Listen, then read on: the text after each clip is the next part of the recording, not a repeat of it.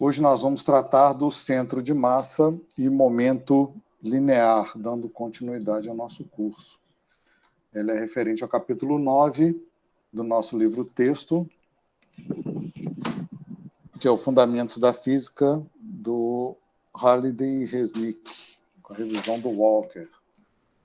Então, nós vamos abordar os seguintes temas: o centro de massa, a segunda lei de Newton para um sistema de partículas, momento linear de um sistema de partículas, colisão e impulso, conservação do momento linear, momento e energia cinética em colisões, colisões elásticas e inelásticas em uma dimensão.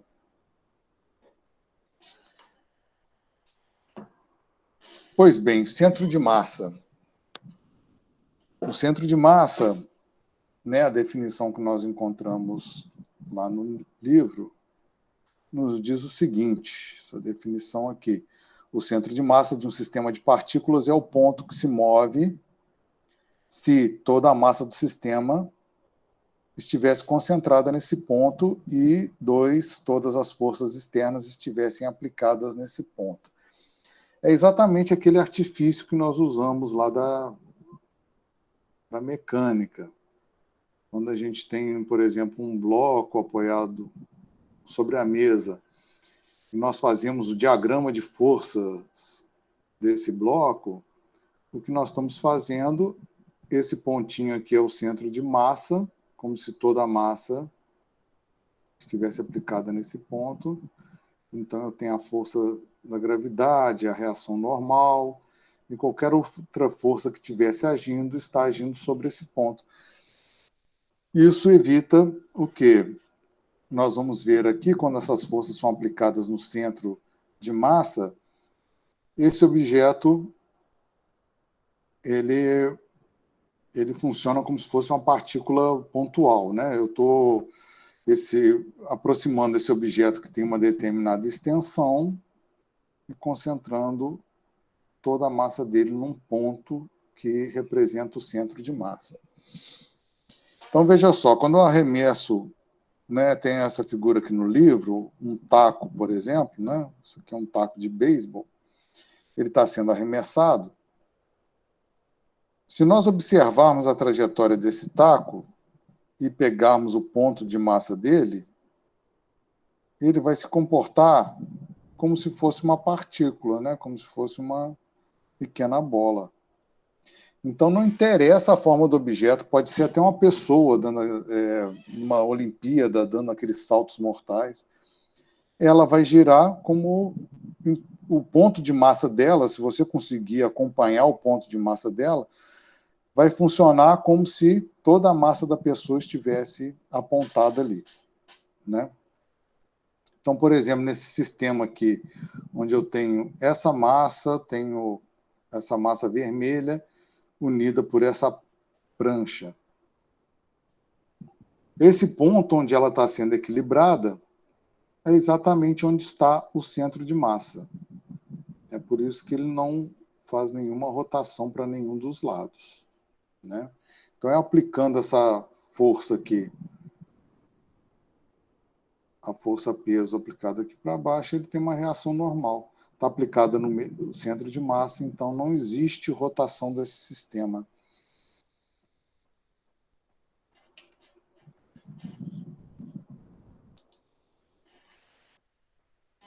Então, é interessante para a gente calcular qual é o centro de massa. Tanto quando vai construir algum sistema, né? Na engenharia isso aí é muito importante, você vai construir um guindaste, alguma coisa, você às vezes precisa de um... Opa, desculpa. Se você, por exemplo, você tem um equipamento que tem um braço aqui, às vezes você precisa e está apoiado aqui nesse ponto, às vezes você precisa de um contrapeso aqui do outro lado, para que a carga aqui não seja muito grande. Ele alivia essa contracarga. Então, você tem que apoiar esse equipamento, de preferência, no centro de massa dele. Por quê?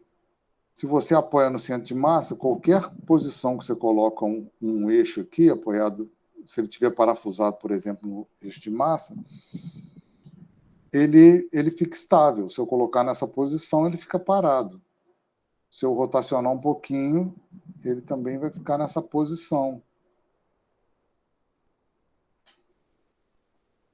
Então, ele não vai ter uma tendência de ir para um lado ou para o outro. Isso aí é muito importante em alguns equipamentos. Mas aqui nós vamos tratar como se fosse, né, vamos pegar esse sistema, eu tenho meu eixo ordenado YX aqui no plano, e eu tenho duas massas, a massa M2 e a massa M1.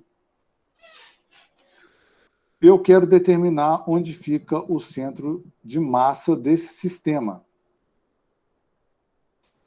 Esse sistema aqui pode ser ligado por uma barra de massa desprezível, vocês vão ver muitos problemas que tratam dessa forma, ou pode ser como se fosse um planeta, né?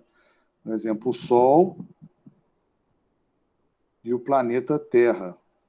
Então, esse sistema Sol-Terra, na verdade, a Terra não gira em torno do Sol, ele gira em torno do centro de massa do sistema.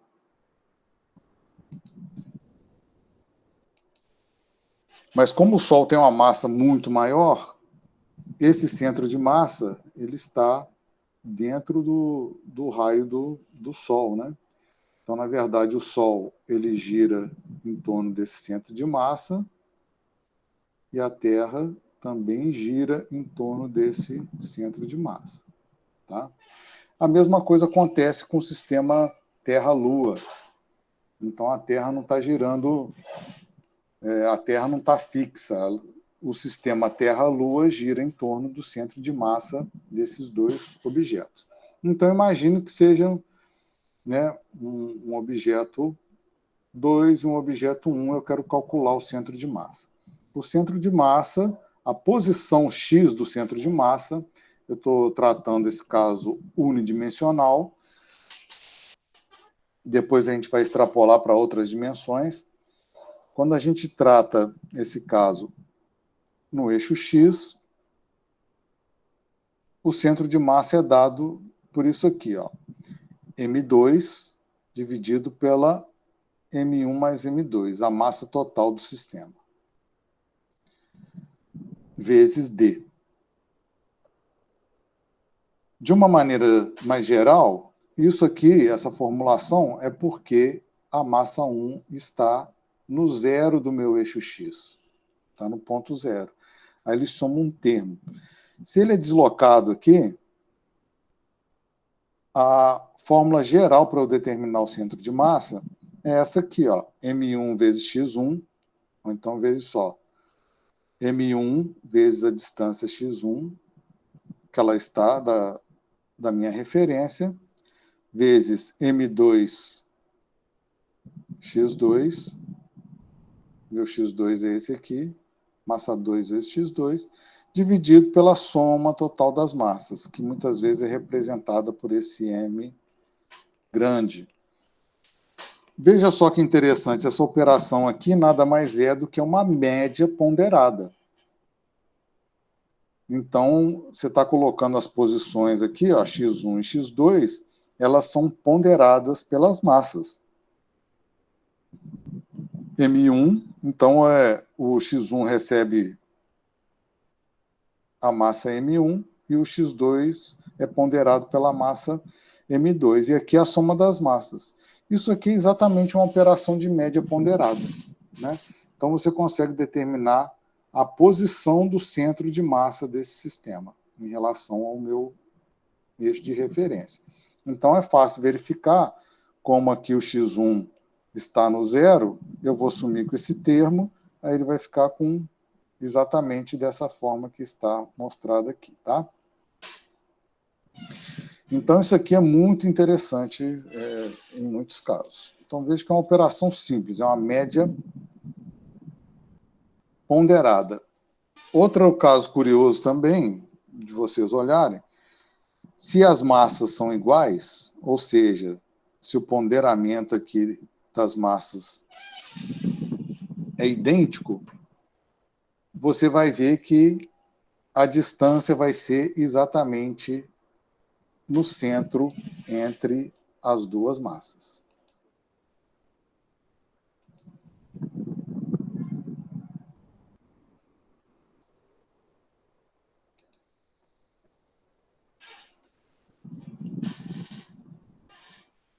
Pois bem.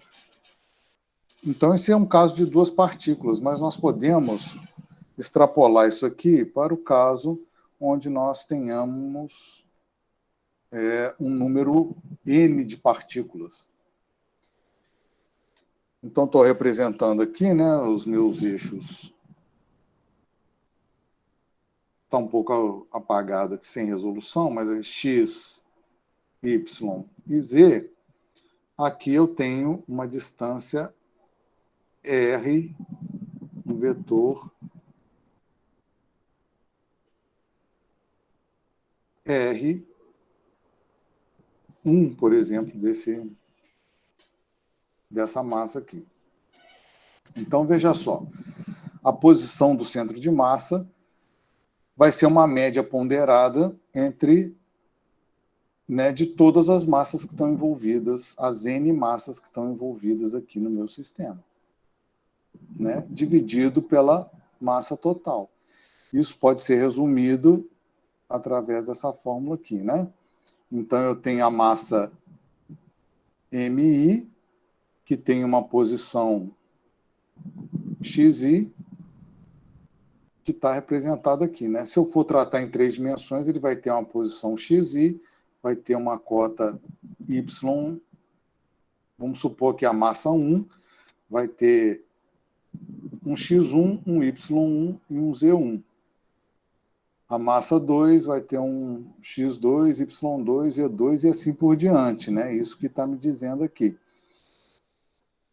E eu posso tratar isso aqui também de forma vetorial, né? Essas componentes, essas 3 componentes aqui, ó, eu posso, x, y, z, posso representar por um único vetor, que é o meu vetor R1, né? Essa aqui é a massa 1, eu posso representar de uma forma vetorial do jeito que está aqui, do jeito que a gente viu. Então, dessa forma, eu posso reescrever, né, em termos de R, e não em termos de x, y e z. Mas tanto faz, né? A única coisa que está fazendo diferente aqui, você está calculando a cota x, a cota y e a cota z. Aqui você já tem todas nessa forma vetorial aqui, tá? Então, isso aí vale para 3 dimensões. Agora, no caso de eu ter um corpo extenso, eu tenho um sólido, por exemplo, como esse paralelogramo aqui. Eu tenho que pegar um elemento de volume como se fosse uma partícula individual e somar todos os elementos de volume que constituem esse sólido aqui, né? Como se fossem partículas. Então, estou somando N partículas. Quando eu torno essas partículas infinitesimais, eu trato como um elemento de massa dm. Então, nessa posição, eu integro em x toda a massa aqui desse paralelogramo, dividido pela massa total do meu objeto. Tá? Eu divido em vários elementos infinitesimais.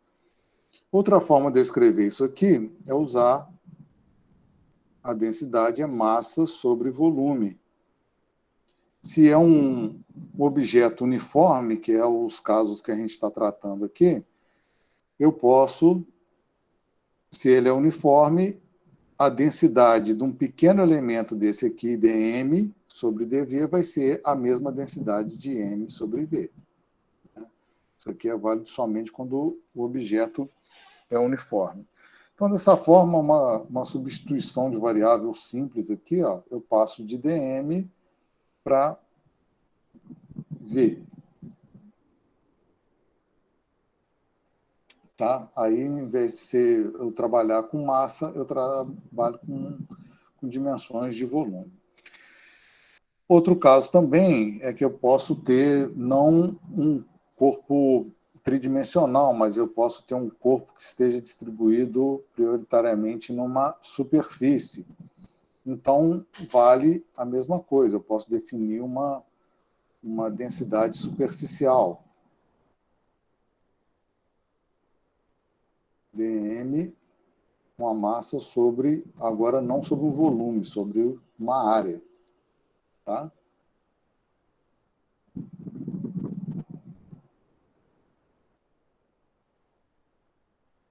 Então, ele vai ter uma densidade superficial, né? Isso aqui é chamado uma densidade superficial.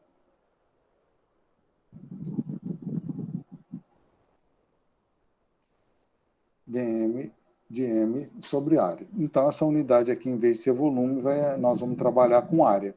Tá? É a mesma coisa.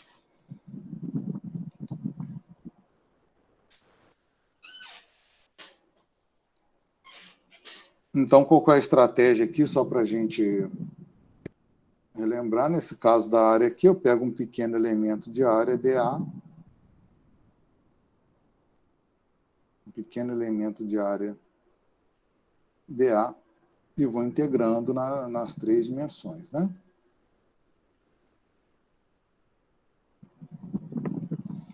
Então, note, é interessante aqui que o ponto central, algumas formas geométricas fica óbvio, né? Da gente saber onde é o centro de massa, qual a posição do centro de massa desse objeto.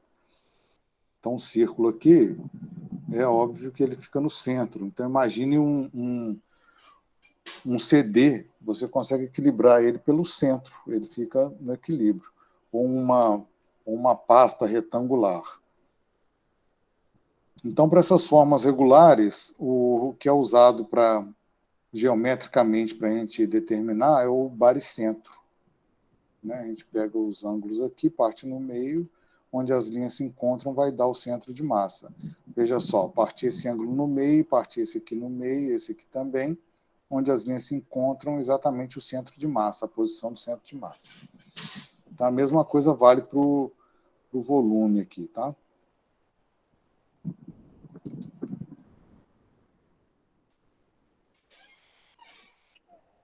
Pois bem, nós vimos lá anteriormente que a lei de Newton, ela veio, né, de uma definição que nós vamos ver aqui um pouquinho mais para frente. Mas veja só, se eu tenho um sistema de massas e eu determino aqui a posição do centro de massa, eu posso extrapolar, mais para frente eu vou mostrar isso para vocês, que a força, que a lei de Newton pode ser escrito como a força resultante atuando sobre o sistema.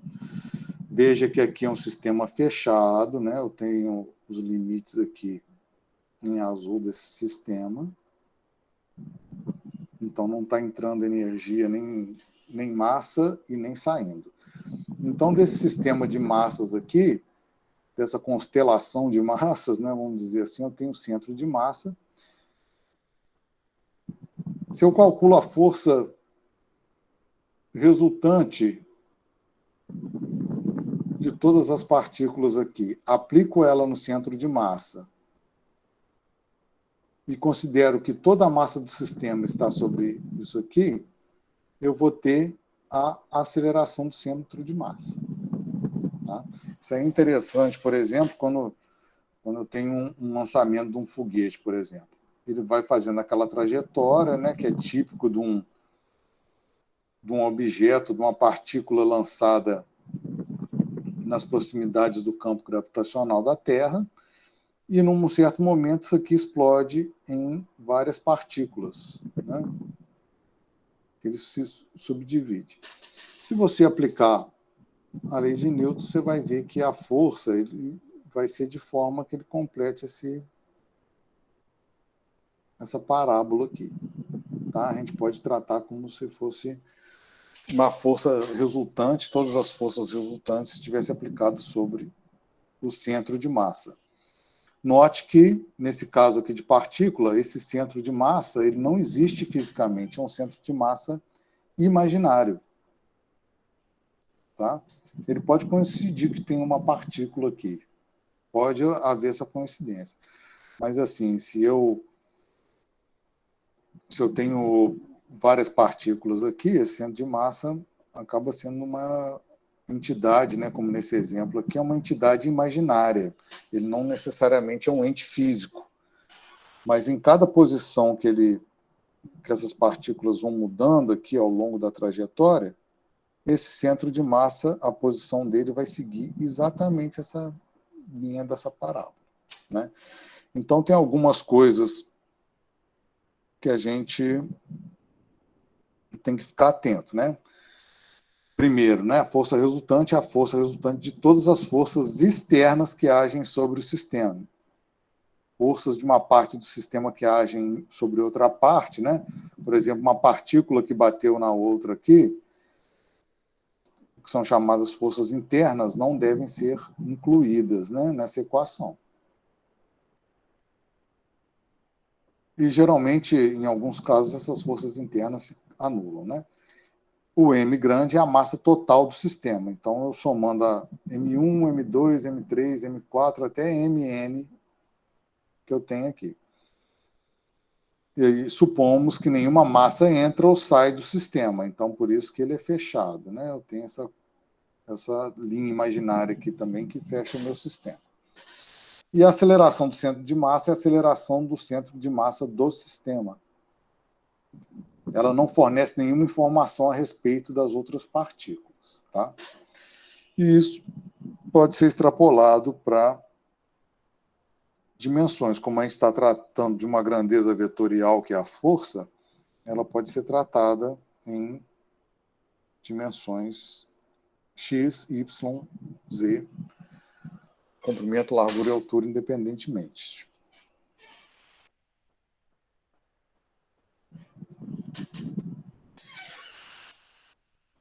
Agora vamos introduzir o momento linear.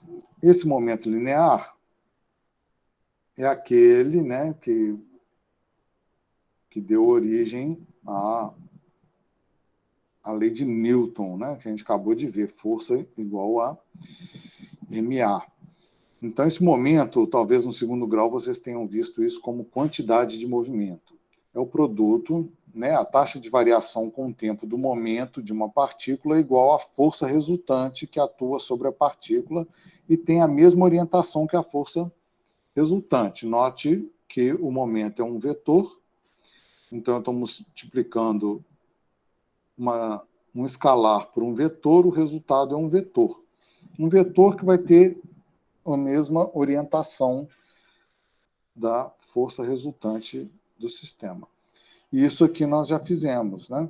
Quando a gente deriva em relação ao tempo, nós vamos ter derivada da velocidade em função do tempo, que nada mais é que a aceleração. Então, é daí que veio, né, a lei de Newton, medindo o momento linear. Então, essa grandeza aí é uma grandeza muito importante em muitos sistemas. Por exemplo, as leis de Kepler, elas nasceram a partir do estudo do momento linear dos planetas, né? Então, isso também pode ser extrapolado a exemplo da força, ele pode ser extrapolado para um sistema de partículas, né?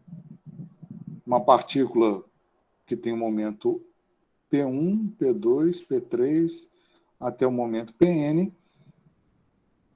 O momento é massa vezes velocidade, então eu posso até massa n, velocidade n. Então, veja só, se eu pegar a definição de centro de massa, né, que a gente viu lá no começo do nosso capítulo, a gente tem uma coisa como essa. Então, eu vou pegar esse m aqui, ó, e passar multiplicando para cá. E derivar.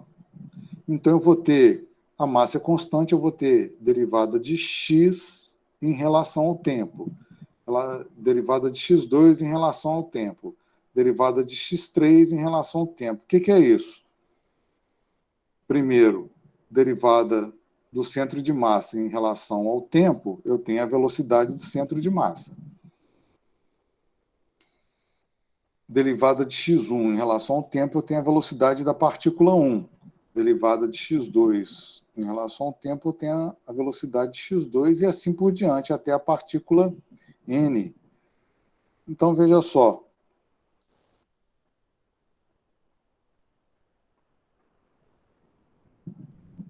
E disso aqui, eu posso, se eu derivar mais uma vez, a derivada da velocidade vai dar a força. Então, eu chego naquela equação, força resultante, que nós vimos aqui.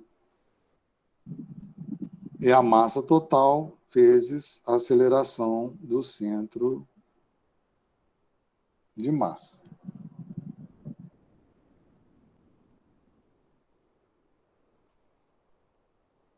Ou eu posso seguir por esse caminho aqui, se nós voltarmos um pouco lá, vocês vão ver que esse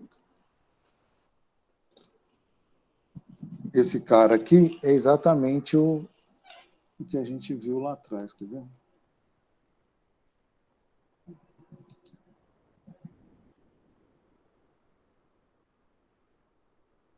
Ou seja, o momento total aqui fica óbvio, né? O momento total,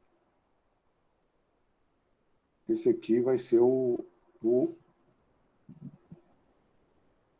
meu momento do centro de massa do meu sistema. Então, o momento linear de um sistema de partículas é igual ao produto da massa total do sistema pela velocidade do centro de massa. Né?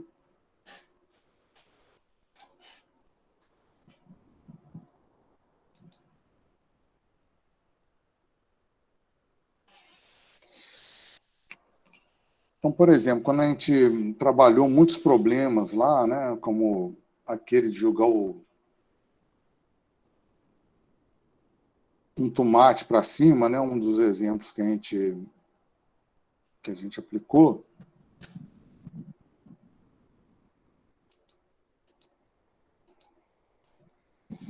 arremessar um tomate para cima, um dos exemplos que a gente viu em algumas aulas aqui, né?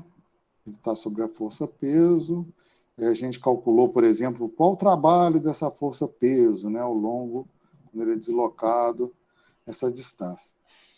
Mas, bom, antes disso, deve ter havido um momento onde a pessoa aplicou uma força e jogou para cima. Essa força não é retratada nesses problemas.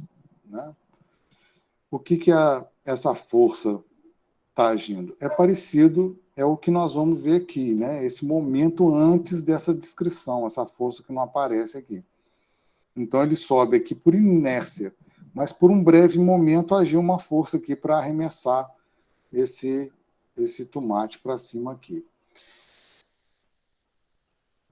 Então, é esse conceito que nós vamos ver aqui. Né? Primeiro, uma colisão simples. Imagine que uma tacada. Né? Eles usam um exemplo aqui do beisebol, que é muito comum lá nos Estados Unidos. Mas uma tacada numa bola.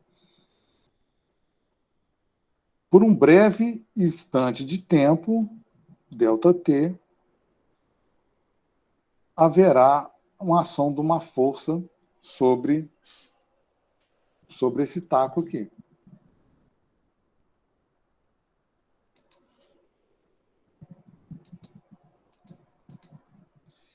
Então, o formato de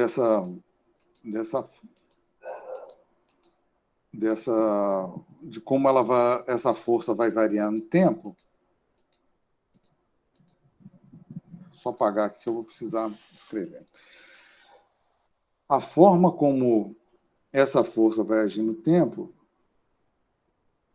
ela pode variar, mas dá para imaginar que é mais ou menos assim, né? Ela chega a uma intensidade, um pico, onde vai depender da elasticidade, da deformação dessa bola aqui, né? Como ela vai absorver nesse contato, e depois vai ser arremessada com essa força Ft. Então é fácil da gente usar uma estratégia que num instante infinitesimal de tempo eu vou ter um pequeno momento dp que vai ser exatamente essa área dt multiplicada pela força nesse instante aqui, ó, pela força exatamente nesse instante aqui.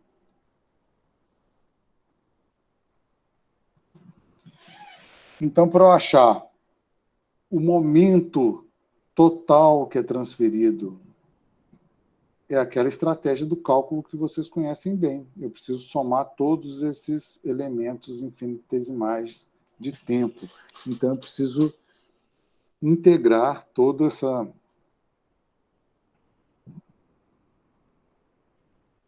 esses pequenos momentos com tempo 1 inicial até esse tempo final, né?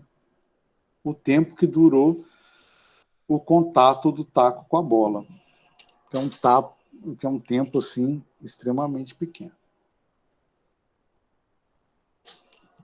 Então eu vou integrar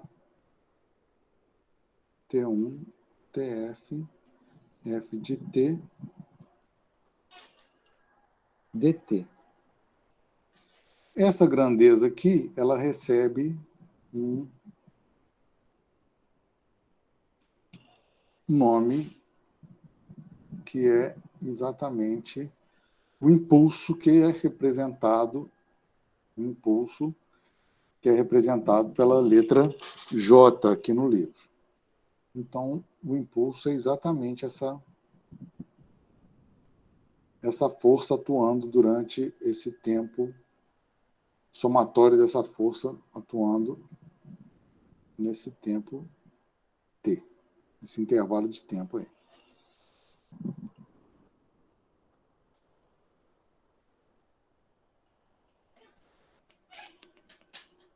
Então, veja só, nós temos um teorema aqui interessante também, que é o teorema da variação do impulso, que é uma consequência de a variação do momento, é exatamente o nosso impulso. Ambas são grandezas vetoriais.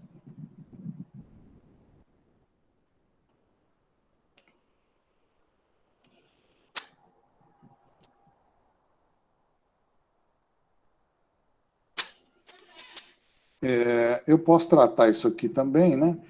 Imagina, então, o que eu estou fazendo aqui, ó, com essa integral? Eu estou calculando a área debaixo dessa curva aqui, não é isso?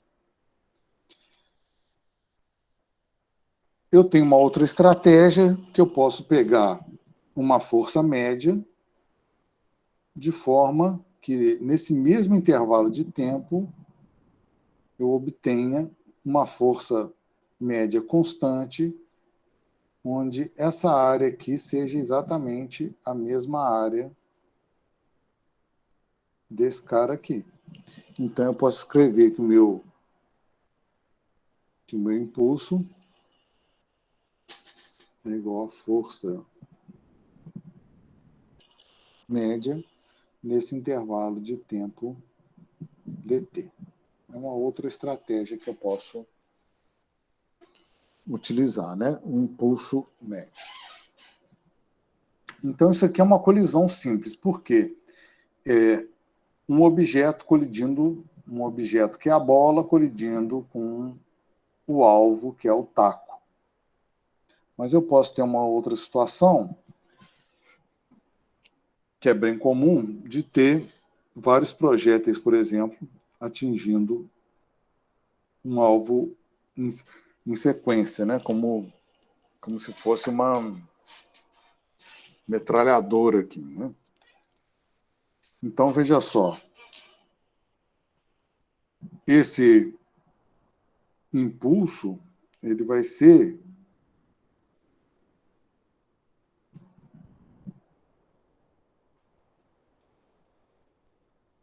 ser o somatório de N pequenos impulsos que são transferidos para esse alvo aqui.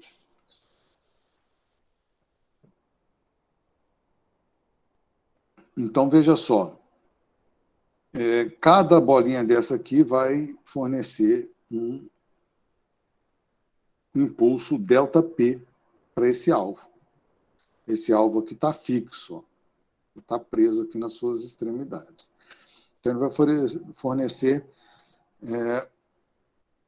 um impulso ΔP, uma variação de impulso para esse cara aqui. Se eu tenho N bolinhas, então o impulso total vai ser N ΔP. Lembrando que eu estou utilizando aquela, né, o teorema do momento linear impulso.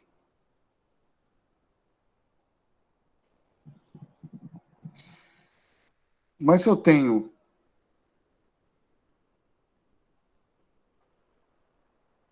uma força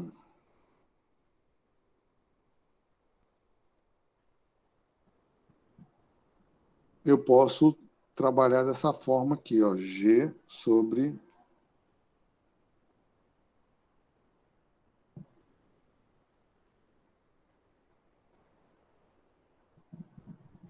ΔT. Quer dizer, o impulso aqui, ó, a força média, como o impulso aqui é força, esse J, a gente viu anteriormente,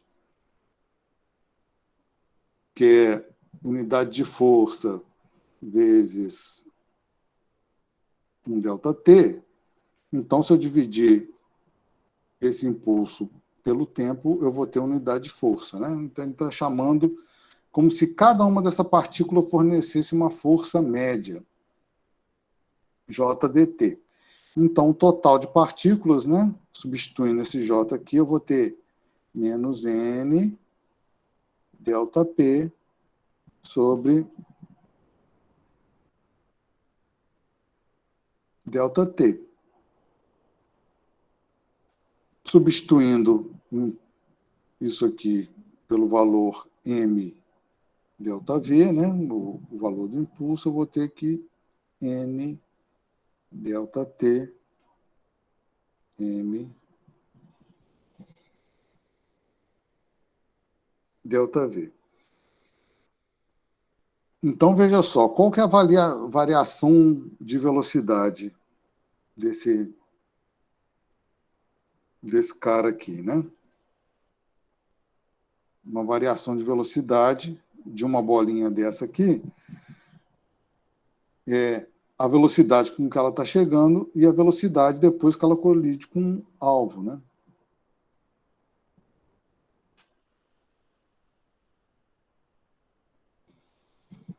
Se a gente considerar que ela para, né? Isso aqui é um alvo fixo e esse alvo está preso, o impulso que ele vai receber vai ser 0 menos V. Então, é negativo de V. É por isso que ele... Então, imaginando que a bola vem e gruda nesse cara aqui. Então, a velocidade, se ela grudar, a velocidade final dela vai ser igual a 0. Então, a variação de impulso vai ser negativa. Negativa aqui. Agora, se ela bate e ricocheteia, eu vou ter um ΔV, vai ser V final menos inicial.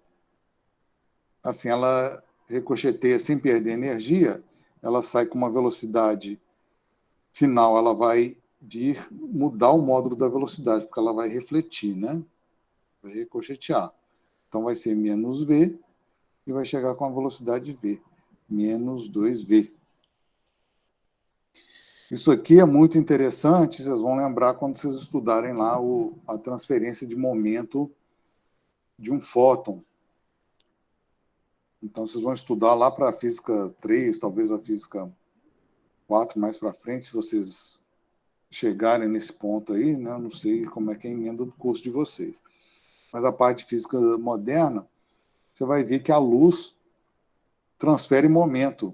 E ela, quando bate numa superfície espelhada, ou seja, o fóton bate e reflete, ele transfere o dobro do impulso, justamente por causa dessa questão aqui, ó. E quando ela é totalmente absorvida, ela recebe um impulso que é a metade de quando ela é refletida. Pois bem, então a força média que eu posso calcular como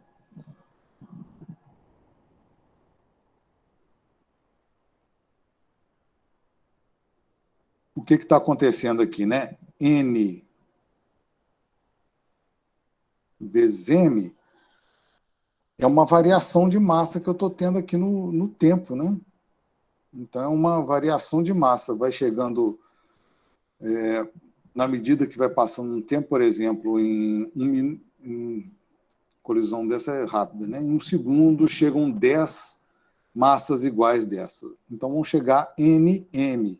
Então, eu vou ter uma variação de massa, que é de 0 a o número de partículas que tem aqui, NM. Né? Então, a variação de massa no tempo, no intervalo de tempo, vezes ΔV. Então, a força média, que é causada por colisões em sequência sobre um alvo, ela vai aplicar essa força média sobre o alvo, tá?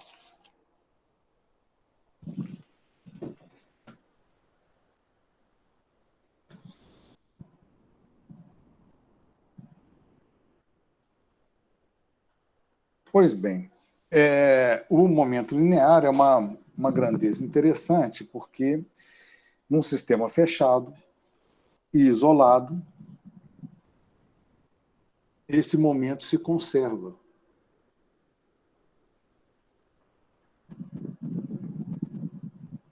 Então, se o sistema de partículas não está submetido a uma força externa, o aumento linear total P do sistema não pode variar.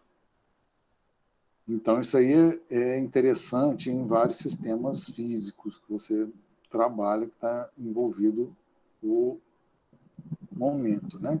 Então, eu posso escrever, do jeito que está aqui, que o momento numa situação inicial é igual ao momento numa situação final.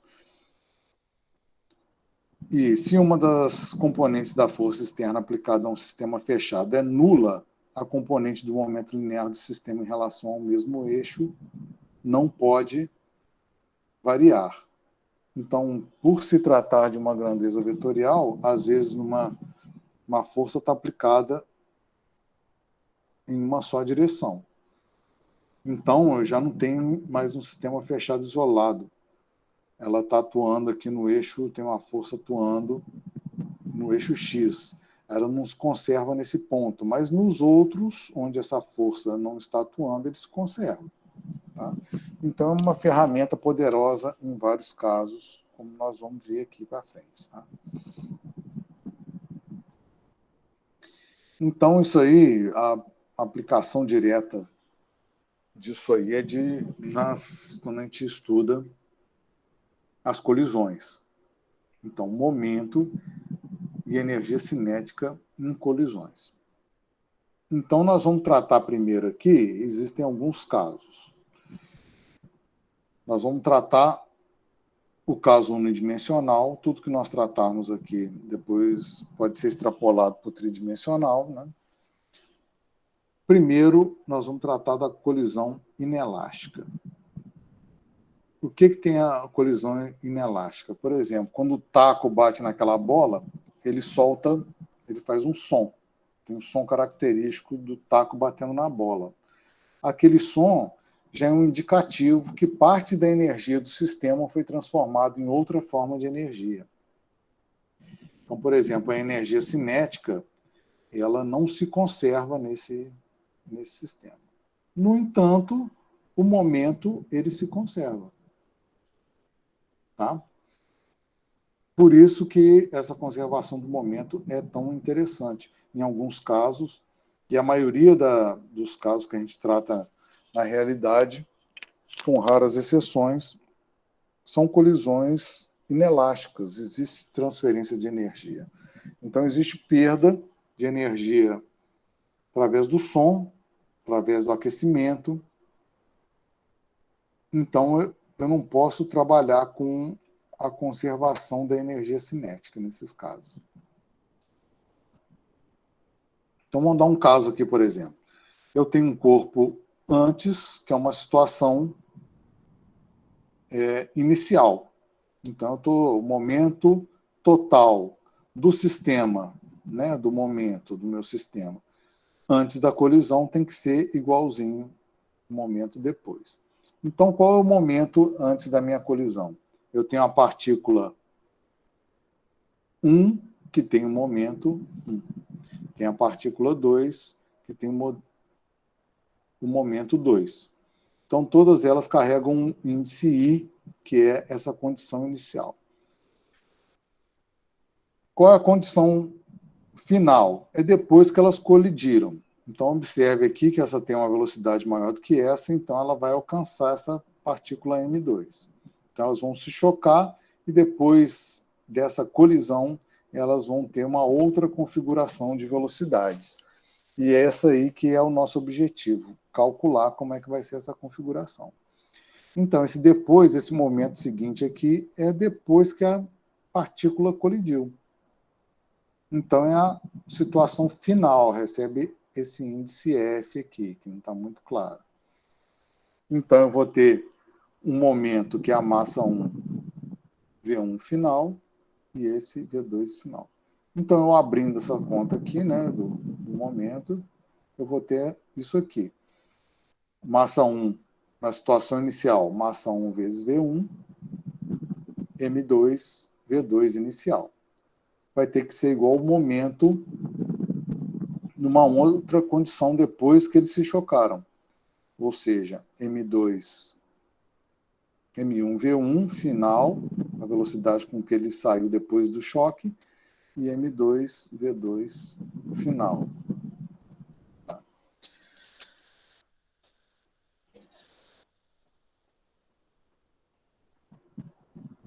Com isso aqui, né, eu consigo...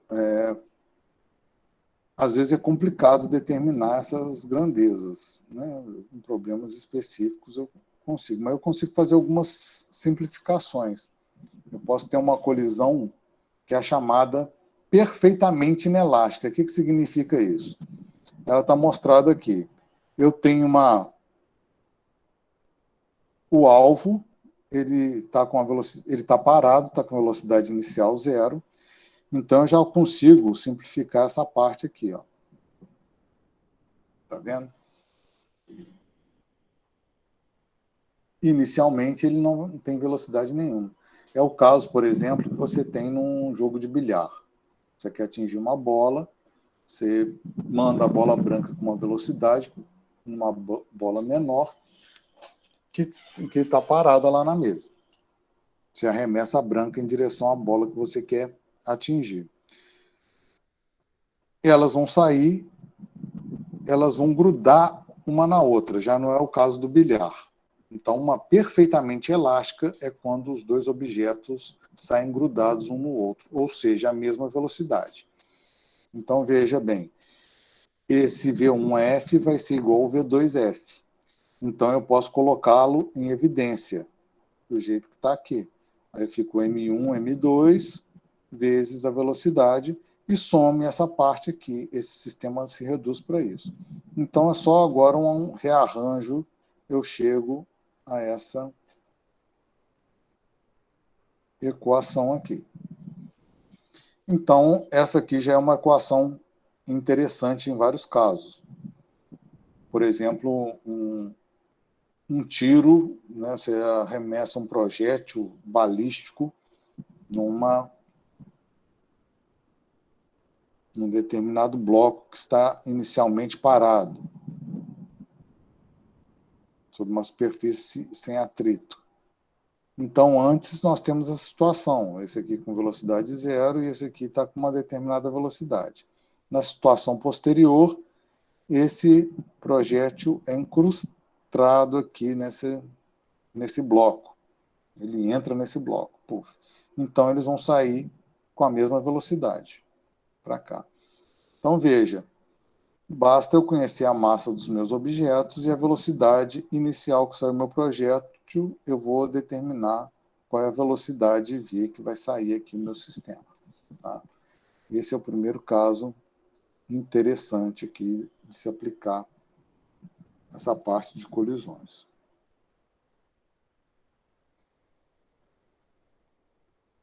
Nesse caso também eu tenho algumas características interessantes, né, da velocidade do centro de massa.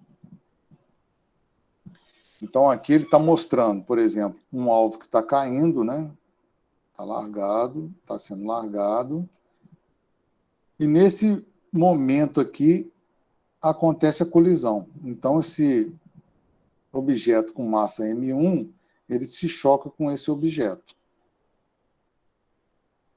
Então é como se fosse uma maçã que esteja caindo e uma flecha vai em direção a essa maçã. Nesse momento aqui, a flecha entra na maçã e o sistema vão sair os dois juntos. Né? Então, se nós observarmos aqui o sistema de massa, essa linha aqui mostra como seria a trajetória do centro de massa do sistema. O sistema dessa massa 2 mais a massa 1, né? Do alvo e do projétil. Então, o projétil vai se aproximando, cada vez mais a distância dele vai diminuindo até o encontro dele, e eles vão sair com essa velocidade. Então, eu posso aplicar, trabalhar esse sistema aqui como observando o centro de massa, né, desse sistema, vendo a velocidade desse centro de massa. E veja só, essa velocidade desse centro de massa, como não varia o momento, vai ser constante. E esse momento vai ser a soma dos dois momentos aqui. Tá? Das duas partículas separadamente. Então, a velocidade do centro de massa, às vezes em alguns problemas, isso aqui se torna bem útil. Então, eu posso chegar nessa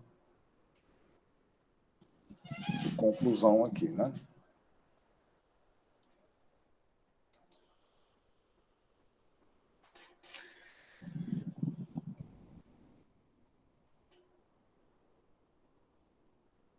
Agora nós vamos tratar no outro tipo de colisão, que são as chamadas colisões elásticas.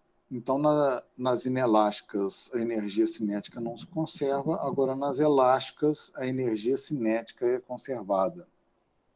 Então, nas colisões elásticas, a energia cinética dos corpos envolvidos na colisão pode variar, mas a energia cinética total do sistema permanece a mesma.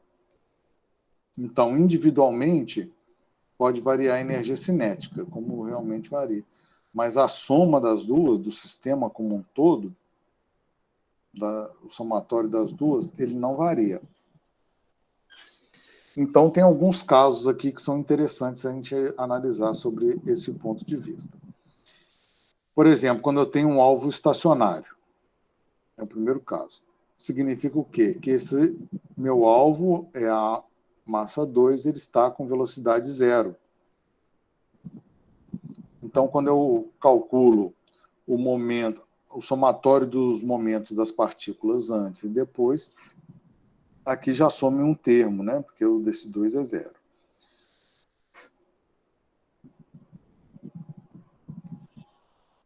Se eu desenvolver um pouquinho isso aqui, ou seja, passar esse termo, tudo que tem massa 1, para o mesmo lado da equação, eu chego a isso aqui, ó.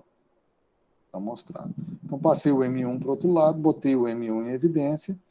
Então, fica 1 inicial menos a velocidade de 1 final, M2, V2, F.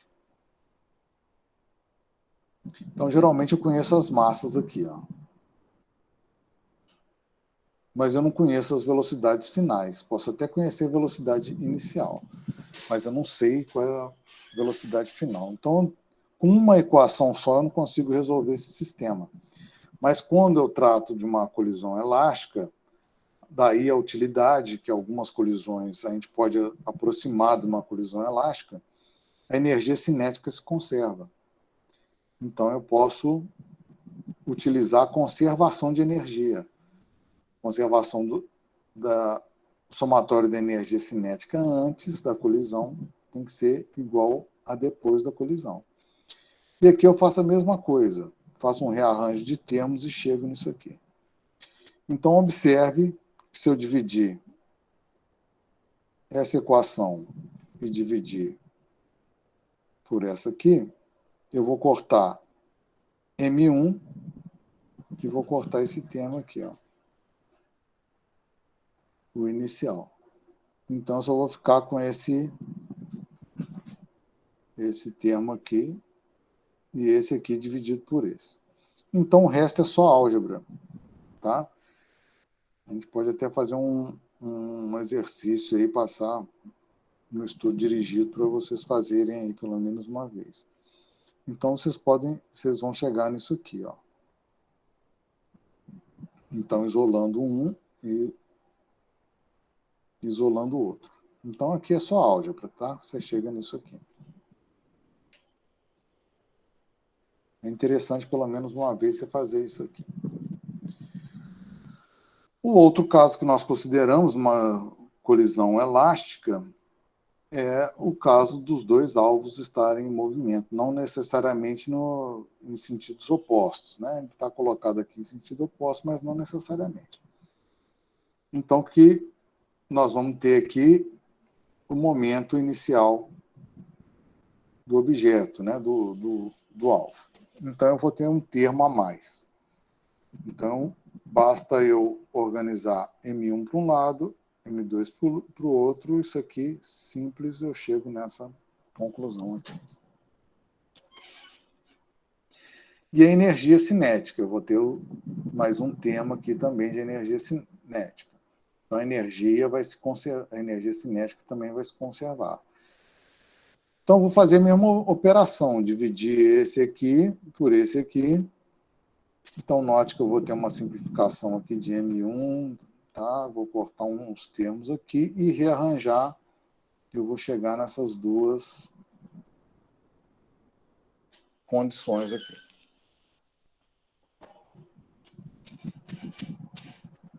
Então, eu tenho duas equações e acho as duas incógnitas do meu problema.